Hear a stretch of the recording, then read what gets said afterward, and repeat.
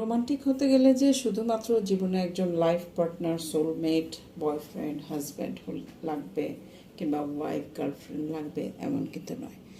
Romantic যে কোনো সৌন্দর্যকে দেখে আপনি হতে পারেন। সেটা হতে পারে গয়না, হতে পারে ড্রেস। এই জুয়েলারিটা দেখে আমি সাংঘাতিক রকম একটা রোমান্টিক মুডে চলে যাই। আমার তখন অনেক ধরনের কোট মনে পড়ে, ডায়লগ মনে পড়ে, কথা মনে পড়ে, গান মনে পড়ে, যেগুলো এই গয়নাটা দেখে এমনিতেই আপনার মনের মধ্যে চলে আসবে বা চলে আসে।